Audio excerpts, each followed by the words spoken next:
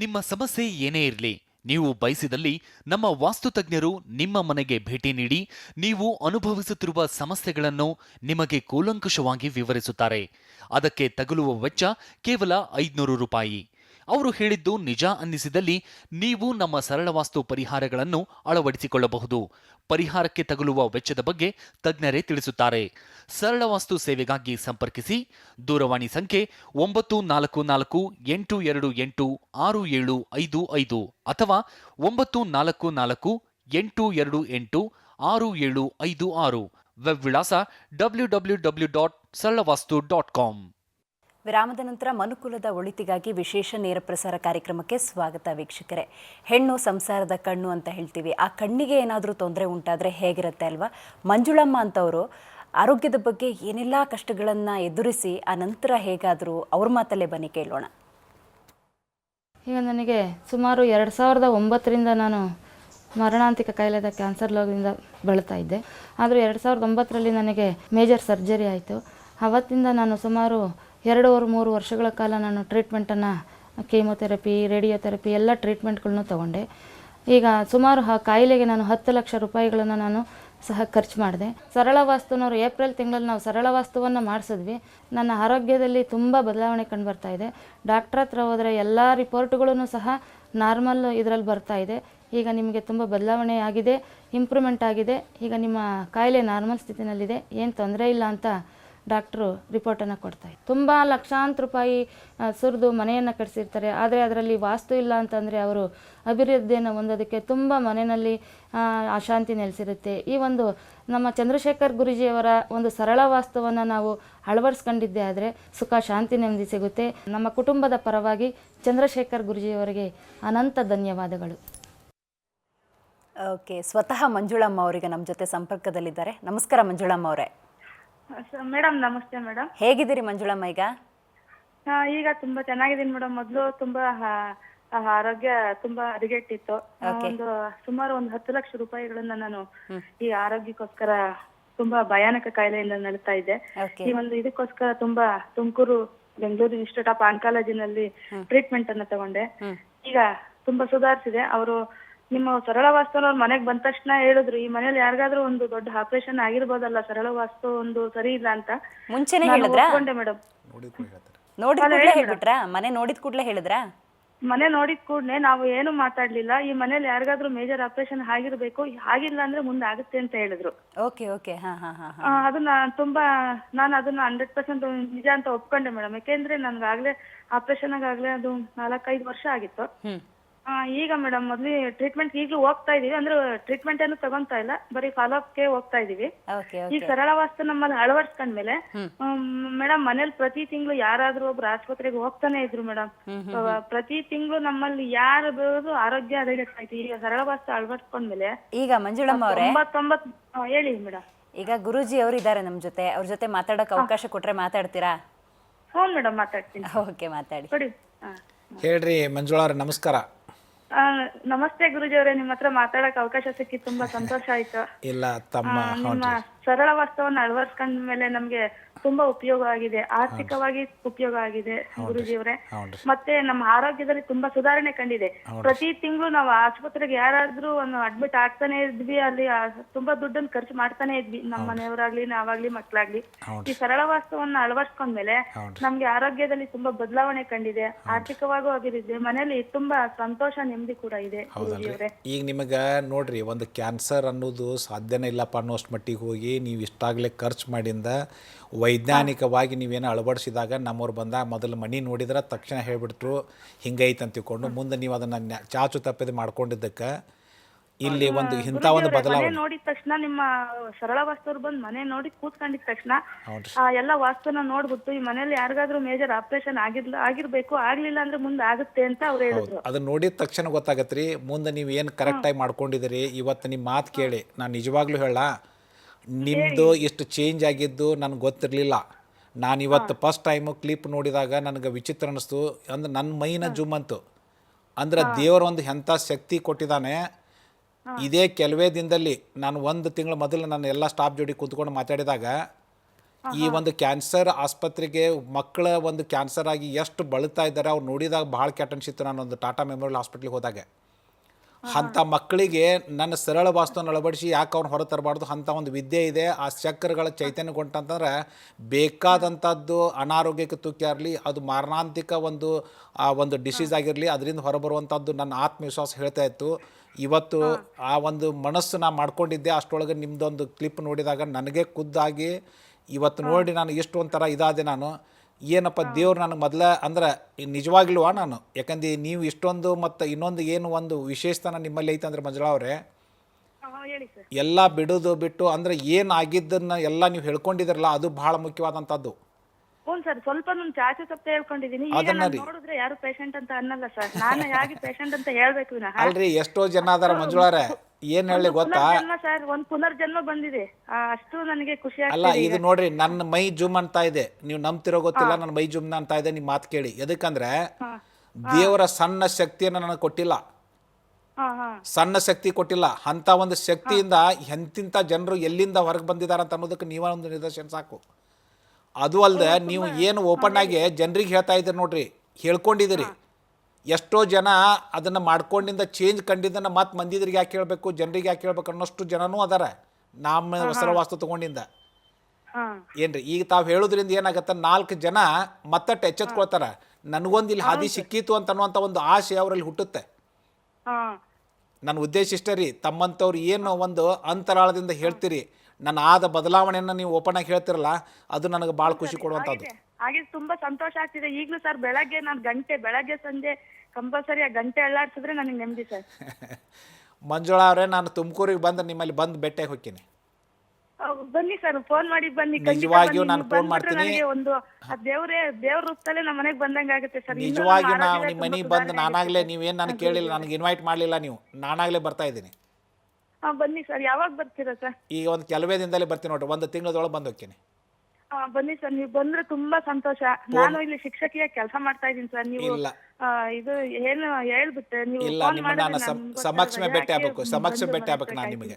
ಏನ್ರಿ ಸಮಕ್ಷಮ ಭೇಟಿ ಆಗ್ಬೇಕ್ರಿ, ಸಮಕ್ಷ ಭೇಟಿಯಾಗಿ ಒಂದಿಷ್ಟು ಮಾತುಗಳದಾವು ನಿಮ್ಮ ಜೊತೆ ನಾನು ಮಾತಾಡಬೇಕು, ಕುಂತು ಮಾತಾಡಬೇಕು. ಇಂಥ ಒಂದು ವಿಷಯದ ಐತಲ್ಲ, ಭಾಳ ಇಂಪಾರ್ಟೆಂಟ್ ವಿಷಯ ನಾನು ಮಾತಾಡಬೇಕು.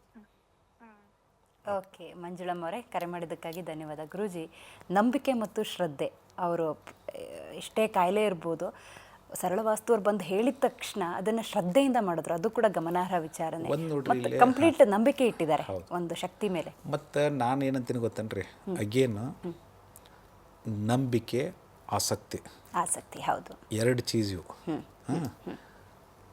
ಇದು ಬೇರೆ ಬೇರೆ ಅಂತ ನಾನು ಹೇಳ್ತಿದ್ದೆ.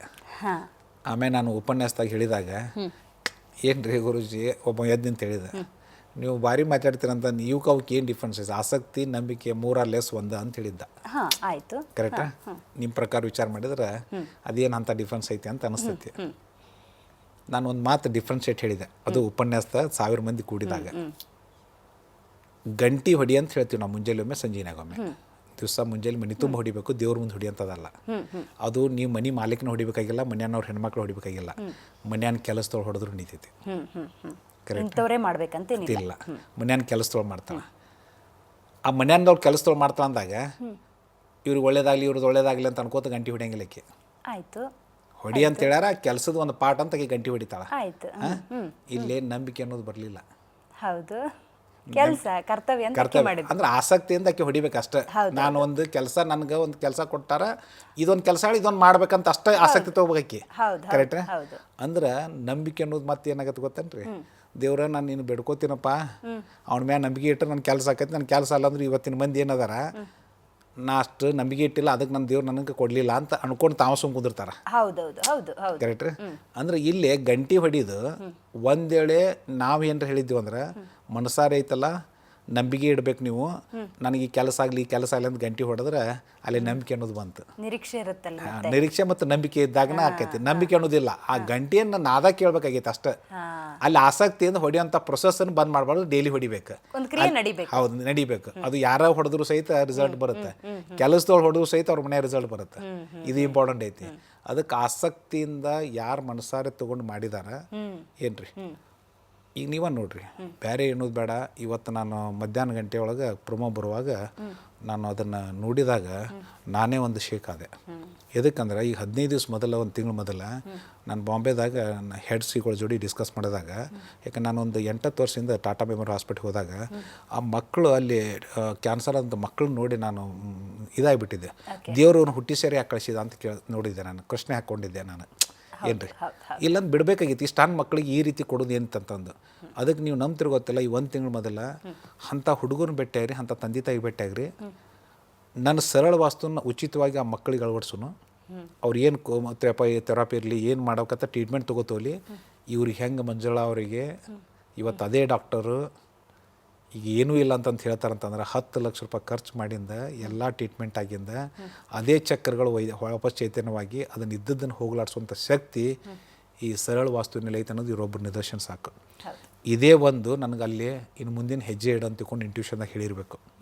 ಇನ್ನು ನನ್ನ ನೆಕ್ಸ್ಟ್ ಅಭಿಯಾನ ಏನೈತಿ ಗೊತ್ತ್ರಿ, ಪ್ರತಿಯೊಂದು ಕ್ಯಾನ್ಸರ್ದಿಂದ ಬಳಲ್ತಾ ಇದ್ದಾರಲ್ಲ ಅವ್ರು ಟ್ರೀಟ್ಮೆಂಟ್ ತೊಗೊಳ್ಳಿ. ನಾ ಯಾವುದೂ ಟ್ರೀಟ್ಮೆಂಟಿಗೆ ಯಾವುದೂ ಮೆಡಿಕಲಿಗೆ ನಂದು ಏನೂ ಅಡ್ಡಿಲ್ಲ. ನನ್ನೊಂದು ಟ್ರೀಟ್ಮೆಂಟು ಎದಕ್ಕೆ ಬರುತ್ತಾ ಮನೆಯಿಂದನೇ ಬರ್ತಿರ್ತೈತಿ. ಅವ್ರು ಹೇಳಿದಲ್ಲ, ಮನೆ ನೋಡಿದ ತಕ್ಷಣ ನಮ್ಮ ಎಕ್ಸ್ಪರ್ಟ್ಸ್ ಹೇಳೇಬಿಟ್ಟಂತಂದು. ಆ ಮಗು ಹಂಗೆ ಕ್ಯಾನ್ಸರ್ ಆಗಬೇಕು, ಯಾರಿಗೆ ಏನಾಗಬೇಕು ನಮ್ಮ ಮನೆಯಿಂದನೇ ಹಾಕಿರುತ್ತೆ. ಮನೆ ಬಗ್ಗೆ ನಾ ಟ್ರೀಟ್ಮೆಂಟ್ ಕೊಟ್ಟು ಇದು ಮಾಡಿದ್ರೆ ಒನ್ ಡೇ ಅಲ್ಲಿದು ಹೋಗೋದು ಜರೂರಿಲ್ಲ, ಅಥವಾ ಅದೇ ರಿಪೋರ್ಟು ನಂದು ಕ್ಲಿಯರ್ ಐತೆ ಅನ್ನೋ ಅಷ್ಟು ಮಟ್ಟಿಗೆ ಹೋಗುತ್ತೆ. ಅದನ್ನು ಮುಂದಿನ ಸ್ಟೆಪ್ಸ್ ಅದಕ್ಕೆ ನಾನು ಆ್ಯಡ್ ಆಗ್ತಾ ಇದ್ದೀನಿ. ಪಾಪ ನಮ್ಮ ಮಂಜುಳಾ ಅವ್ರಿಗೆ ಇನ್ನೊಂದು ಸಲ ನನ್ನ ಥೆರಪಿಯಿಂದ ಇಂಥ ಜನ ಇಷ್ಟು ಓಪನ್ ಆಗಿ ಅವ್ರು ಏನು ಆದ ಒಂದು ಇದನ್ನು ಅವ್ರು ಹೇಳ್ಕೊಂಡ್ರಲ್ಲ, ಎಷ್ಟೋ ಜನ ಇವ್ರಂಗೆ ಎಷ್ಟೋ ಸಫರ್ ಆಗೋರಿದ್ದಾರೆ. ಯಾಕಪ್ಪ ಅದೊಂದು ಇದು ನಮಗೊಂದು ಇದೊಂದು ಯಾಕೆ ಆಶಯ ಹುಟ್ಟಬಾರ್ದು, ಇದೊಂದು ದೀಪ ದಾರಿ ದೀಪ ಆಗಿ ನಮ್ಗೆ ಯಾಕೆ ಆಗಬಾರ್ದು ಅಂತ ಅವ್ರ ಮನೋಭಾವದಿರ್ದರೆ ಆ ಕೆಲಸವನ್ನು ಮಾಡೋದು. ನಿಜ ಗುರುಜಿ. ಓಕೆ, ನಳಿನಿ ಅಂತ ಕರೆ ಮಾಡಿದ್ದಾರೆ. ನಮಸ್ಕಾರ ನಳಿನಿ ಅವರೇ. ಹೌದು ಸರ್, ಹೌದು ಮೇಡಮ್, ನಳಿನಿ ಅಂತ ಯಲಹಂಕದಿಂದ. ಯಾರ ಬಗ್ಗೆ ಕೇಳಬೇಕಾಗಿತ್ತು ನಳಿನಿ ಅವರೇ? ಮೇಡಮ್ ಅದು ನನ್ನ ಬಗ್ಗೆನೇ ಕೇಳಬೇಕು. ಹುಟ್ಟಿದ ದಿನಾಂಕ ತಿಳಿಸ್ಕೊಡ್ತೀರಾ? 25/1/1982. 82. ಗುರೂಜಿ ಇದ್ದಾರೆ, ಮಾತಾಡಿ. ಹೇಳ್ರಿ ಸರ್. ನಮಸ್ಕಾರ ಸರ್. 25/1/1982 ಸರ್. ಹಾಗೆ ನಮ್ಮ ಯಜಮಾನ್ರದ್ದು ಬಂದು 19/5/1978 ಸರ್. 19/5/1978. ಹೌದು ಸರ್. ಹಾಂ ಹೇಳ್ರಿ, ಎದ್ರ ಬಗ್ಗೆ ಕೇಳ್ಬೇಕ್ರಿ? ಸರ್, ನನಗೆ ಮತ್ತೆ ಮಕ್ಕಳಿಗೆ ಒಬ್ಬರಿಗೆ ತಪ್ಪಿದ್ರೆ ಒಬ್ಬರಿಗೆ ಆರೋಗ್ಯ ಚೆನ್ನಾಗಿರಲ್ಲ. ನಳಿನಿ ಅವರೇ, ಒಂದು ಬಾಡಿಗೆ ಮನೆನ ಸ್ವಂತ ಮನೆನೋ?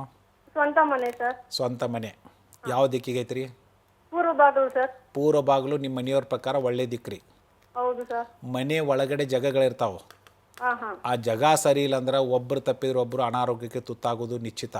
ಹೌದು ಸರ್, ಎಲ್ಲರಿಗೂ ಅಷ್ಟೇ ಸರ್. ಒಂದು ತಪ್ಪಿದ್ರೆ ಒಂದು ಕಾಯಿಲೆ. ನೋಡ್ರಿ ನಳಿನಿ ಅವ್ರೆ, ಅಲ್ರಿ ಯಾಕ ಮನೆ ಏನೈತೆ ಅನ್ನೋದು ಇವತ್ತು ಮೈಯಲ್ಲಿ ಹುಷಾರಿಲ್ಲ ಅಂದ್ರೆ ನೀವು ಡಾಕ್ಟರ್ ಕಡೆ ಹೋಗಿರಿಲ್ರಿ? ಹೌದು ಸರ್. ಮನೆಯಲ್ಲಿ ಒಂದು ತೊಂದರೆ ಆಗ್ತಾ ಇದೆ ಅಂತಂದ್ರೆ ಯಾಕೆ ಒಂದು ಸಲ ನಮ್ಮ ಸರಳ ವಾಸ್ತು ತಜ್ಞರು ಇದೆ ಬೆಂಗಳೂರಲ್ಲಿ ಇದ್ದವ್ರನ್ನ ಕರೆಸಿ ಯಾಕೆ ಒಂದು ಸಲ ಸರ್, ಇವಾಗ ಅದಕ್ಕೆ 48 ಅವರ್ಸ್ ಒಳಗಡೆ ಬರ್ತೀವಿ ಅಂತ ಹೇಳಿದ್ದಾರೆ ಸರ್. ಹೇಳಿದಾರಲ್ಲ? ಹೌದು ಸರ್. ನಳಿನಿಯವರೇ, ಇನ್ನು ನಿಮ್ಮ ಒಳ್ಳೆ ಟೈಮ್ ಬಂದತ್ತಂತ ತಿಳ್ಕೊಳ್ರಿ. ಇವತ್ತು ಮಂಜುಳಾ ಅವರು ಮಾರಣಾಂತಿಕ ಆದಂಥ ಒಂದು ಏನು ರೋಗಕ್ಕೆ ತುತ್ತಾದಂಥವ್ರು, ಈ ಅಂಥದ್ರಲ್ಲಿ ಅವ್ರು ಎಂಥ ಬದುಕಿ ಬಂದರು ಅಂತ ಅನ್ನೋದನ್ನು ಪುನರ್ಜನ್ಮ ಅಂತನ್ನುವಂಥ ಅಂತರಾಳದ ಮಾತನ್ನು ಅವ್ರು ಹೇಳಿದರು, ನೀವು ನೋಡಿರ್ಬೋದು. ಇವು ನಿಮಗೇನು ಯಾರೇ ಇವತ್ತು ಅನಾರೋಗ್ಯಕ್ಕೆ ಯಾರು ತುತ್ತಾಗ್ತಾರೆ ತಮ್ಮ ಮನೆಯನ್ನು ಒಂದು ಸಲ ಪರೀಕ್ಷಿಸಿಸ್ರಿ. ಆ ಮುಂದೆ ಪರಿಹಾರದ ಬಗ್ಗೆ ಆಮೇಲೆ ವಿಚಾರ ಮಾಡ್ಕೊಳ್ರಿ. ಮೊದಲು ಆ ಮನೆ ನೀವೇನು ಹೇಳಬೇಕಾಗಿಲ್ಲ. ನಿಮ್ಮ ಮನೆ ಏನು ಹೇಳುತ್ತೆ ಆರೋಗ್ಯ ದೃಷ್ಟಿಯಿಂದ ಅಂತ ತಿಳ್ಕೊಂಡು ನಮ್ಮವ್ರು ಪಿಕ್ಚರ್ ಕೊಡ್ತಾರೆ.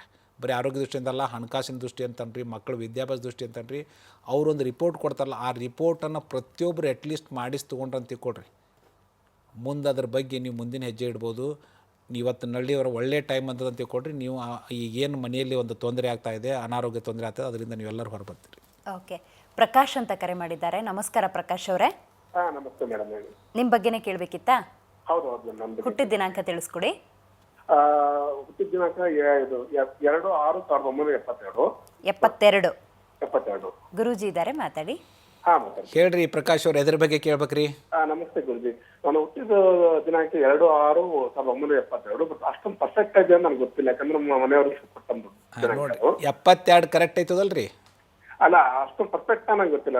ಅಲ್ರಿ, ಒಂದು ವಿಶೇಷ ಇರ್ತದೆ ನೋಡ್ರಿ. 72 ಇತ್ತು, 73 ಇತ್ತಂದ್ರೆ ಉತ್ತರ ಪೂರ್ವ ದಕ್ಷಿಣ ಒಳ್ಳೆ ದಿಕ್ಕು. ನಾನು ಇರುವಂತ ಮನೆಗೆ ಪಶ್ಚಿಮಕ್ಕಿರುವಂಥದ್ದು. ಏನ್ರಿ ಪಶ್ಚಿಮಕ್ಕದಿರೇನ್ರಿ ಈಗ?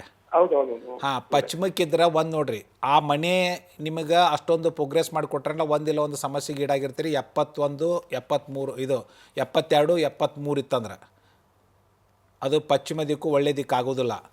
ಒಂದು ವೇಳೆ 71 ಇತ್ತಂದ್ರೆ ಅದು ಪಶ್ಚಿಮ ದಿಕ್ಕು ಒಳ್ಳೆ ದಿಕ್ಕು, ಆ ಮನೆಗೆ ಬಂದಿಂದ ನಾವು ಸಮ್ ಪ್ರೋಗ್ರೆಸ್ ಕಂಡಿವಿ ಅಂತ ಅನ್ನೋಂಥದ್ದು ನಿಮಗೆ ಗೊತ್ತಾಗತ್ತೆ. ಅದು ನೀವು ಹೇಳಬೇಕು, ಆ ಮನೆಗೆ ಬಂದಿಂದ ಪ್ರೋಗ್ರೆಸ್ ಆಗಿರೋ ಹೆಂಗೆ.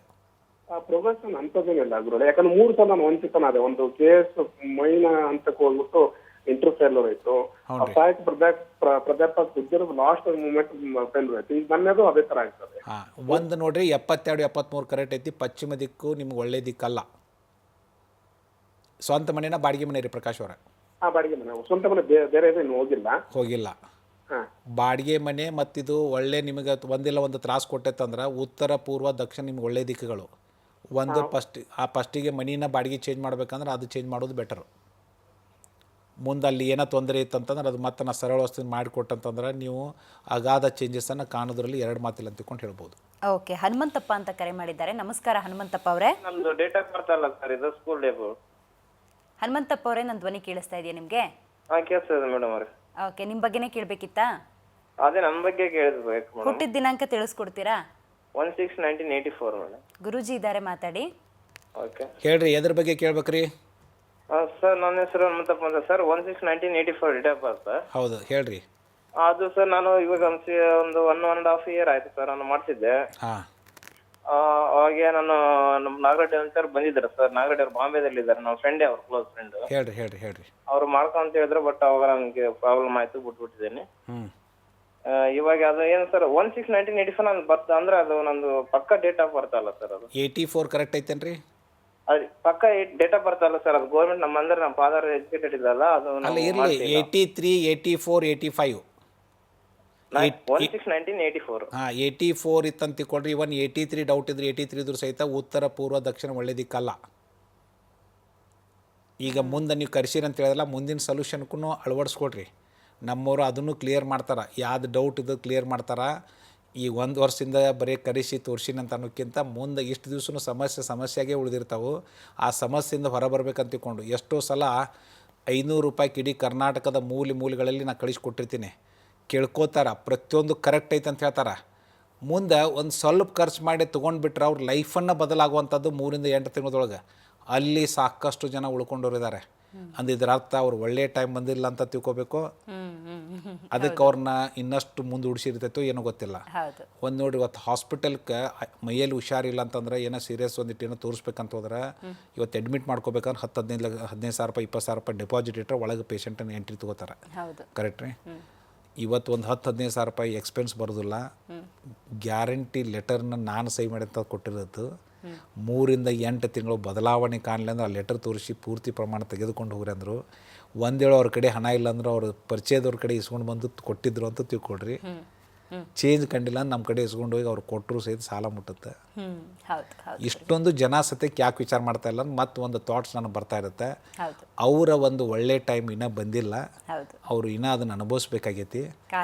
ಹಾಂ, ಆ ಅನುಭವಿಸೋ ಸಂಬಂಧ ಅವರು ಅರ್ಧ ಮಾಡಿ ಕುಂತ್ರಿ. ಈಗ ಅಂದ್ರೆ ಇನಿಷಿಯಲ್ ಕರ್ಕೊಂಡ್ರು, ಕೇಳಿದ್ರು, ಹೌದಲ್ಪ ಕರೆಕ್ಟ್ ಐತೆ ಅಂದರು. ಮುಂದೆ ಅದ್ರ ಬಗ್ಗೆ ಸ್ಟೆಪ್ ತೊಗೊಳೋದನ್ನು ಹಿಂದೇಟ್ ಹಾಕಿದ್ದಂದ್ರೆ ಅದಕ್ಕೆ ದಯವಿಟ್ಟು ಈಗಾಗಲೇ ಯಾರು ಸಾಕಷ್ಟು ಜನ 500 ರೂಪಾಯಿ ಕರೆಸ್ತವ್ರು ಇದ್ದಾರೆ, ಮುಂದೆ ತೊಗೊಳೋದ್ರ ಬಗ್ಗೆ ಹಿಂಗೆ ಅಂತಂದಂತ ಇನ್ನು ಯಾವುದೂ ವಿಚಾರ ಇಲ್ಲಾರ್ದ. ಯಾಕಂದರೆ ಯಾವುದೇ ರೀತಿ ನನ್ನ ಜೀವನದಲ್ಲಿ ನನ್ನ ಬ್ಲಡ್ನಲ್ಲಿ ಎಲ್ಲ ಯಾರಿಗಾರು ಮೋಸ ಮಾಡ್ಬೇಕಂತ ಅನ್ನೋದು. ಇವತ್ತು ಲಕ್ಷಗಟ್ಟಲೆ ಜನಕ್ಕೆ ಇಂಥ ಒಂದು ಅನಾರೋಗ್ಯದಿಂದ ತೊಂದರೆ ಆದವ್ರನ್ನ ಹೊರತಂದಂಥದ್ದು ಎಲ್ಲ ಕಣ್ಣೆದುರಿಗೆ ಇದ್ದಾವೆ. ಇವತ್ತು ಒಂದು 10 ಲಕ್ಷ ರೂಪಾಯಿ ಖರ್ಚು ಮಾಡಿದಾಗ ನಮ್ಮ ಮಂಜುಳಾ ಅವ್ರಿಗೆ ನಾವು ಒಂದು 15,000 ರೂಪಾಯಿನೂ ಮಾಡಿದ್ರು ನಮ್ಮವ್ರು ಖರ್ಚು ಮಾಡಿಸ್ಯಾರ ಇಲ್ಲೋ ಗೊತ್ತಿಲ್ಲ. ಅಂಥದನ್ನು ಖರ್ಚು ಮಾಡಿದಂದ್ರೆ ಇದಕ್ಕೆ ಇನ್ನೂ ಏನು ಖುಷಿ ಬೇಕು ಮತ್ತು ಇದಕ್ಕೆ ಏನೋ ಬೇರೆ ಎಕ್ಸಾಂಪಲ್ಸ್ ಯಾವ ಬೇಕು. ಅದಕ್ಕೆ ಪ್ರತಿಯೊಬ್ಬರು ಇನಿಷಿಯಲ್ ಯಾರು ತೊಗೊಂಡವ್ರ ಅದು ತಮ್ಮ ಇವತ್ತರ ಇನ್ನು ನನ್ನ ಟೈಮನ್ನು ಚೇಂಜ್ ಮಾಡ್ಕೋಬೇಕು ಅನ್ನೋಂಥ ಒಂದು ಮಟ್ಟಕ್ಕೆ ಹೋದ್ರಂದ್ರೆ ಅವರಲ್ಲಿ ಅಗಾಧ ಬದಲಾವಣೆ ಕಾಣಲಿಕ್ಕೆ ಸಾಧ್ಯ. ಓಕೆ ವೀಕ್ಷಕರೇ, ಗುರೂಜಿಯವರ ಕನಸಿಷ್ಟೇ, ಸಮೃದ್ಧ ಕರ್ನಾಟಕದ ನಿರ್ಮಾಣ ಮತ್ತು ಒಬ್ಬ ವ್ಯಕ್ತಿ ಸರ್ವತೋಮುಖವಾಗಿ ಅಭಿವೃದ್ಧಿ ಹೊಂದಬೇಕು ಅಂತ. ಈ ನಿಟ್ಟಿನಲ್ಲಿ ಸರಳ ವಾಸ್ತು ಸೇವೆಯನ್ನು ನೀವು ಅಳವಡಿಸ್ಕೊಳ್ಬೇಕು ಅಂತ ಹೇಳಿದ್ರೆ 9448286755 9448286756ಗೆ ಕರೆ ಮಾಡಿ. ಹಾಗೆಯೇ ವೆಬ್ ವಿಳಾಸವನ್ನು ನೋಟ್ ಮಾಡಿಕೊಳ್ಳಿ. www.saralvastu.comಗೆ ಲಾಗಿನ್ ಆಗಿ ನಿಮಗೆ ಪೂರ್ಣ ಮಾಹಿತಿ ಲಭ್ಯವಾಗುತ್ತೆ. ಈಗ ಕಾರ್ಯಕ್ರಮದಲ್ಲಿ ಪುಟ್ಟ ವಿರಾಮ.